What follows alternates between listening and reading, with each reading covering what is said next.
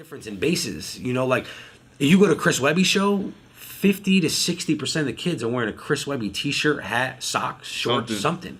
Right. So like, you know, you identifying your brand is important. 1, 2, you got to have a bag, dog. You got to generate some money because as an independent, it's all your own money. So you have to generate $1, whether it's with shows or touring. I mean, the biggest thing for me would be to spend money on getting on tour because as an independent, that's where you live. And as an independent, that's where you gain your fans. Most independent artists are super dope performers because that's where they gain their stripes on the road. You know what I'm saying? So, and there's no better place to gain a real fan than to get them live. Still to this day, the best way is to get them live. You know what I'm saying?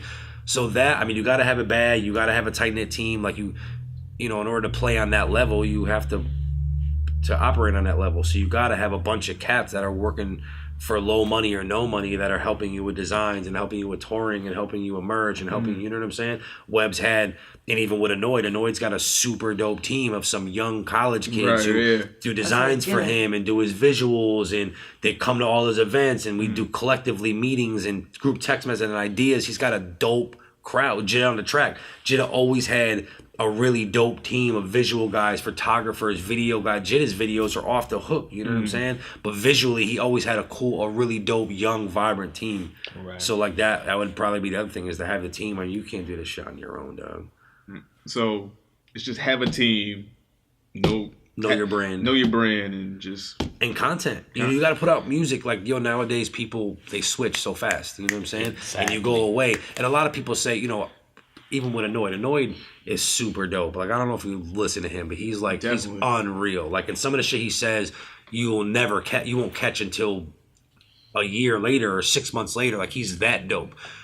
So, his crew sometimes wants to let his music live because the body of work is amazing and what he says is amazing. And when you put out new content, like every year, like every 6 months. Yeah, he's got this project will be his third project in 15 months. A time to play. Because I'm trying to tell him about new content because like as much as you want to let that project live, like in order to make a name and create a base, and if you're not dropping all this bread, you got to keep putting out content. You got to stay relevant. You can't only talk about yourself for so long. A lot of the artists that do well, say for instance with social media, like you post a flyer, right? The shit get fucking 12 likes. You post a picture of you, 60, 70 likes. Post a picture of you and your kid, 80, 90 likes. You know what I'm saying? Yeah. Because people don't like to be sold on something. So I always say, like, you take a person. So you say you're for your show, right? Right.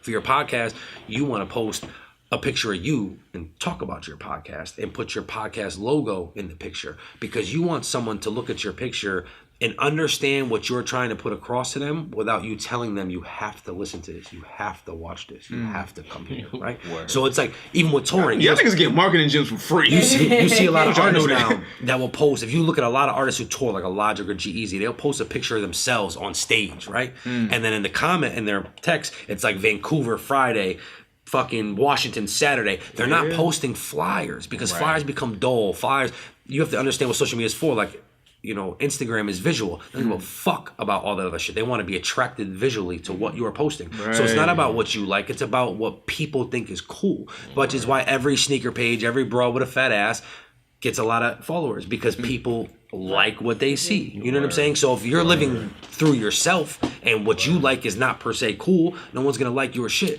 On Twitter, that shit it's not about visual. It's all about word and reading. And it's about phrasing retweetable and shareable content. So even when you're posting, so like you post like, yo, I'm coming out of a show, and that's all within 172 characters. And when people are on Twitter, they just scroll. So you just quick read, pop, pop, pop. And if you can't read it, you're just scrolling, boom, boom, boom. But now when artists post their show, it'll be like, show February 24th, skip 2 lines.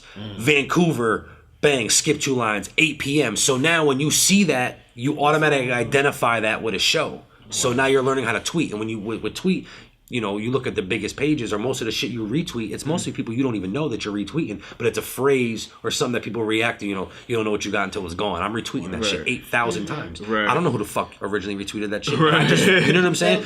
And with Facebook, it's shareable content. It's debating. It's, you know what I'm saying? Like, it's real time. It's it's the scope of reality. Like Twitter is still an entertainment thing, it's still an urban thing. Instagram is an everybody thing, but it's not debatable. Facebook is mothers, fathers, whites, black, Indian, Asian. It's everything. Right, so that's why the debating has become such an issue on Facebook. You know what I'm saying? Because it's such a rah-rah on people. So, but again, like as an artist, if you rap about conscious shit, or you rap about Tim's, or you rap about this and that, and I see you and you're wearing Air Maxes, so I'm not. There's a mishap. Domino, motherfuckers, what's happening?